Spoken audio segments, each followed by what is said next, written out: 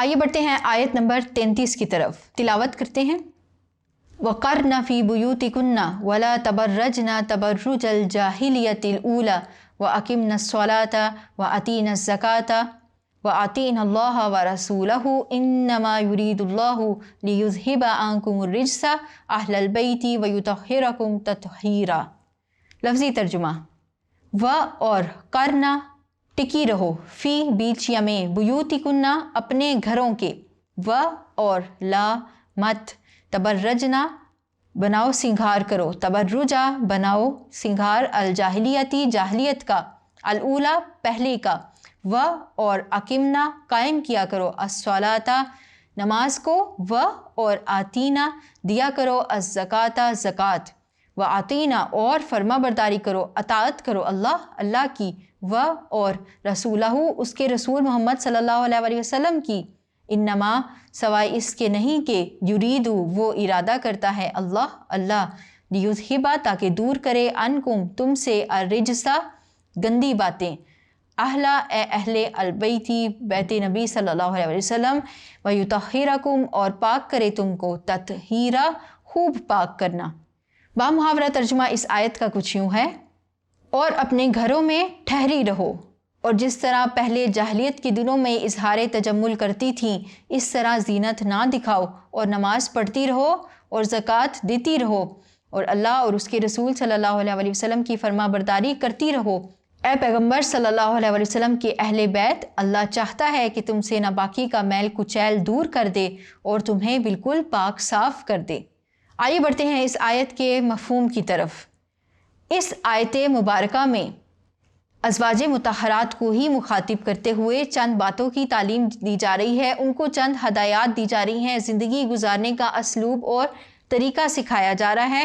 تو اس آیت میں کچھ باتوں کی طرف اشارہ ہے، جس میں سے پہلی یہ ہے گھروں میں ٹھہری رہو، دوسری ہے کہ جاہلیت کے زمانے کی زینت نہ دکھاؤ، تیسری انسٹرکشن ہے کہ نماز پڑھتی رہو، چوتھی انسٹرکشن ہے زکوٰۃ دیتی رہو، اور آخری ہے کہ اللہ اور اس کے رسول صلی اللہ علیہ وسلم کی فرما برداری کرتی رہو۔ آئیے بڑھتے ہیں، ان نکات پر تھوڑی سی روشنی ڈالے دیتے ہیں۔ تو پہلا جو ہمیں حکم دیا جا رہا ہے، جو ازواج مطہرات کو فرمایا جا رہا ہے، اور ان کے ذریعے پھر یہ حکم ہم تک پہنچا کہ وَقَرْنَ فِي بُيُوتِكُنَّ اپنے گھروں میں ٹھہری رہو۔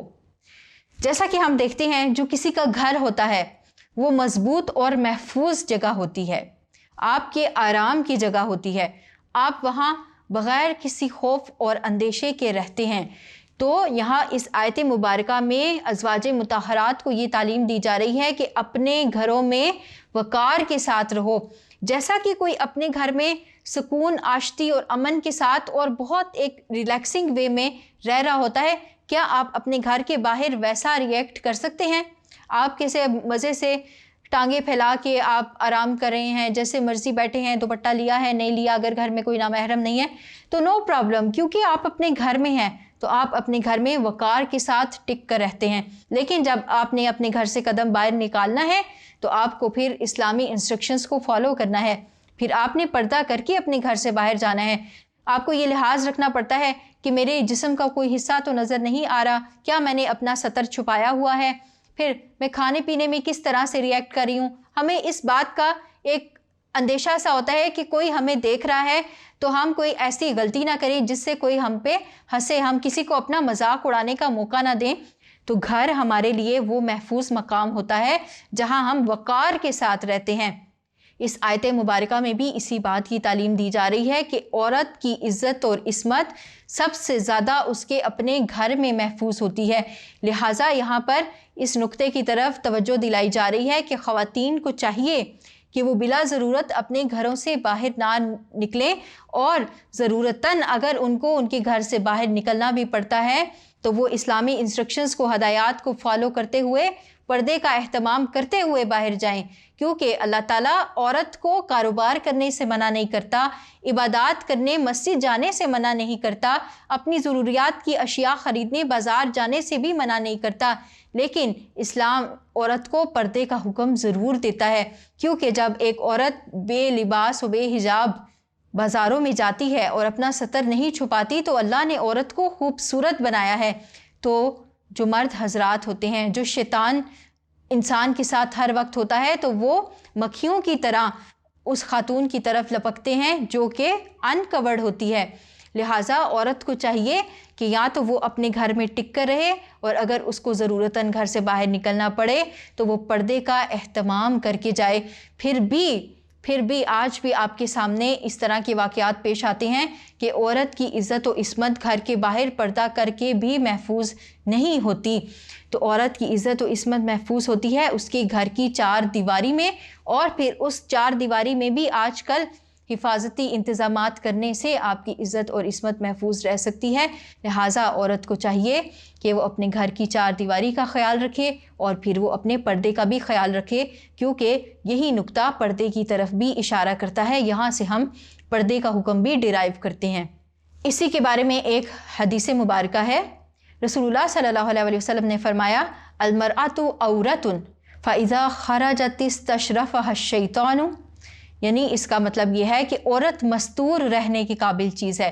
یعنی جو لفظ عورت ہے اس کے معنی ہی پردہ ہے، تو عورت مستور رہنے کے قابل چیز ہے، یعنی وہ اس قابل ہے کہ اس کو ڈھک کے چھپا کے رکھا جائے۔ جب وہ نکلتی ہے تو شیطان اس کو تاکتا ہے، اور اللہ کی رحمت سے قریب تر وہ اس وقت ہوتی ہے جب کہ وہ اپنے گھر میں ہو۔ تو یہاں پر اس حدیث مبارکہ کا بھی مفہوم یہ ہے کہ عورت کے لیے محفوظ ترین جگہ اس کا اپنا گھر ہے۔ اگلے نقطے کی جانب بڑھتے ہیں۔ اللہ تعالیٰ نے ارشاد فرمایا، وَلَا تَبَرَّجْنَا تَبَرُّجَ الْجَاهِلِيَّةِ الْأُولَى، جاہلیت کے دنوں میں اظہار تجمل کرتی تھیں، اس طرح زینت نہ دکھاؤ۔ تو یہاں پر ازواج مطہرات کو ایک کمپیریزن کر کے سمجھایا جا رہا ہے کہ زینت اختیار نہیں کرنی، اور مثال کس کی دی ہے؟ جاہلیت کے زمانے کی۔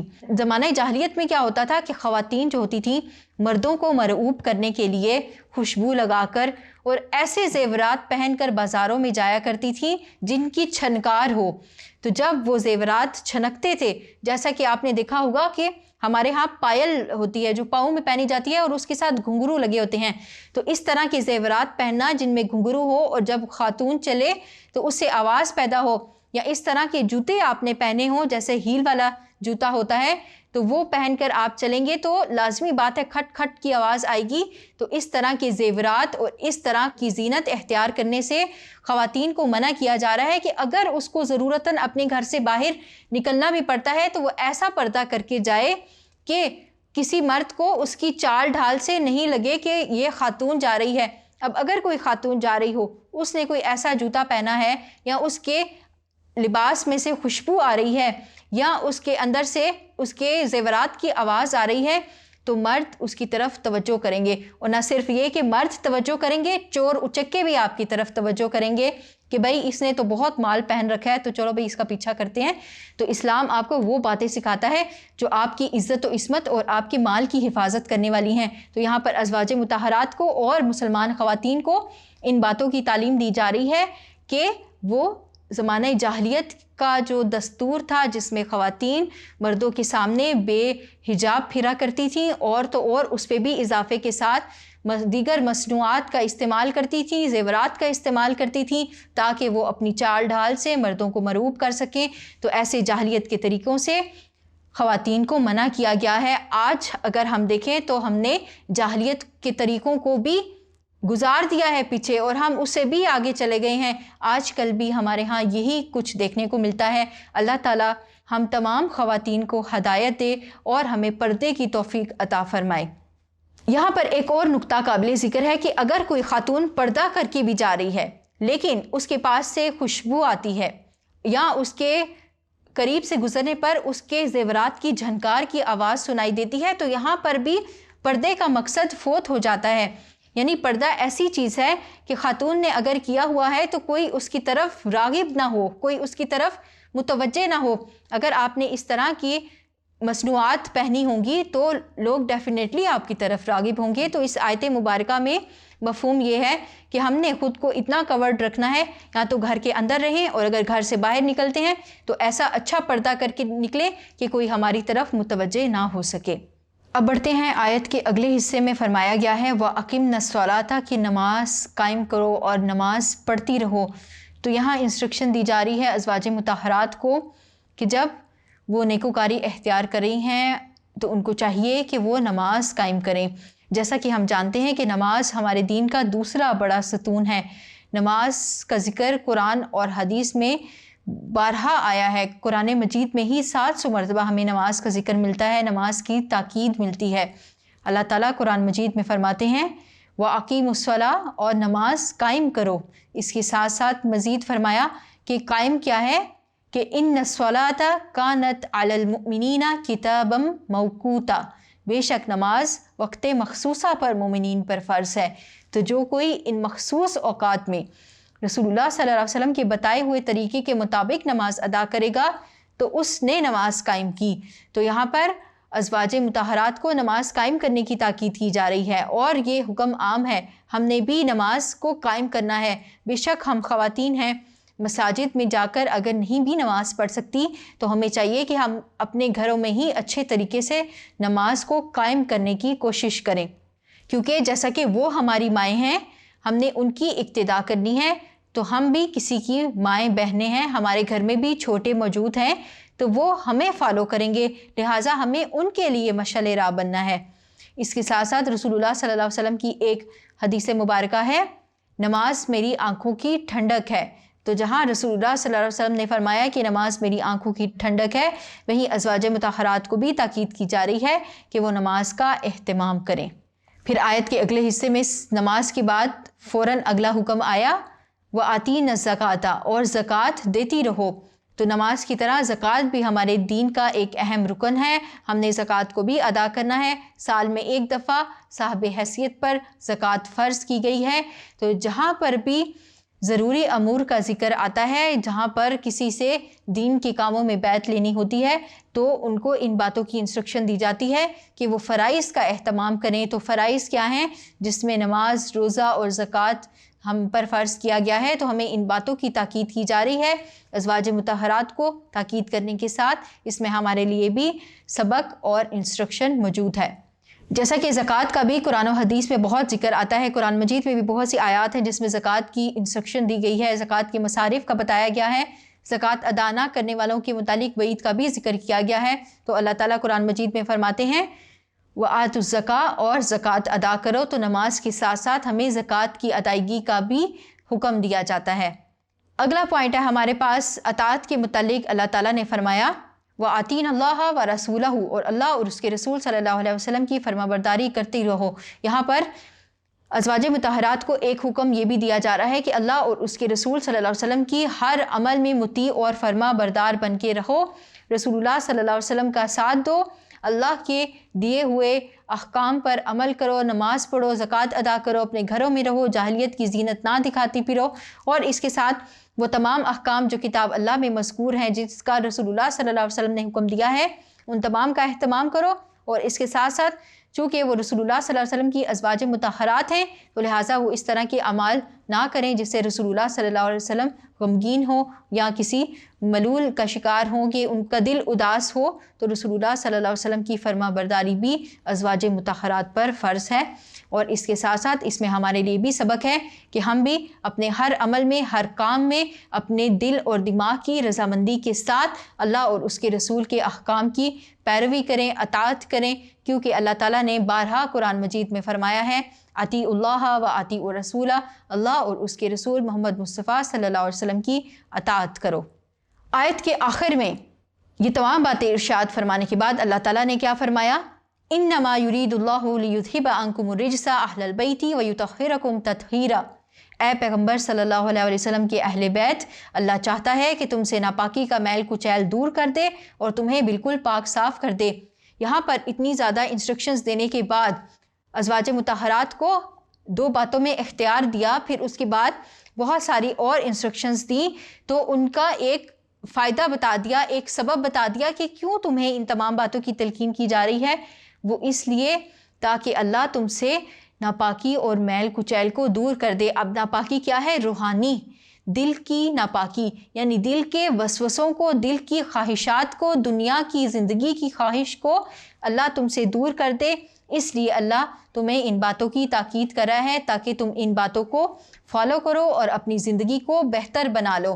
اس کے بارے میں یہاں پر اہل بیت کا ذکر آیا ہے، تو اہل بیت سے کون مراد ہیں؟ یہاں پر اہل بیت سے مراد رسول اللہ صلی اللہ علیہ وسلم کے خاندان والے ہیں، آپ صلی اللہ علیہ وسلم کی ازواج مطہرات ہیں، آپ صلی اللہ علیہ وسلم کی اولاد ہیں۔ تو یہاں پر ان کو یہ تاکید کی جا رہی ہے، یہ سبب بیان کیا جا رہا ہے کہ ان تمام انسٹرکشنز کو فالو کرو۔ اس کا فائدہ کیا ہوگا کہ اللہ تم سے میل کچیل اور گندگی کو دور کر دے گا، روحانی اور جسمانی دونوں طرح سے اللہ تمہیں پاک کر دے گا۔ اس بات کا ذکر قرآن مجید کی ایک اور آیت میں بھی آتا ہے، اللہ تعالیٰ نے فرمایا ما یرید اللہ لیجعل علیکم من حرج ولکن یرید لیطہرکم ولیتم نعمتہ علیکم لعلکم تشکرون۔ اللہ تم پر کسی طرح کی تنگی نہیں کرنا چاہتا، بلکہ یہ چاہتا ہے کہ تمہیں پاک کرے اور اپنی نعمتیں تم پر پوری کرے تاکہ تم شکر گزاری اختیار کرو۔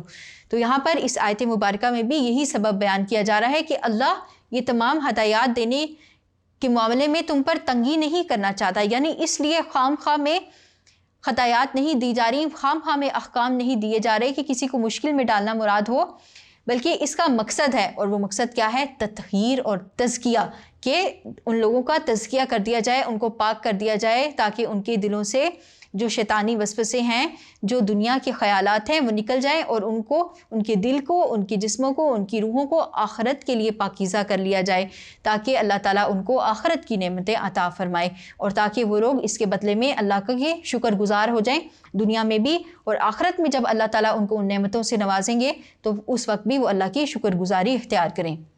یہ تھا اس آیت مبارکہ کا مفہوم، امید کرتی ہوں آپ کو سمجھ آئی ہوگی۔ بڑھتے ہیں اس رکوع کی آخری آیت کی طرف۔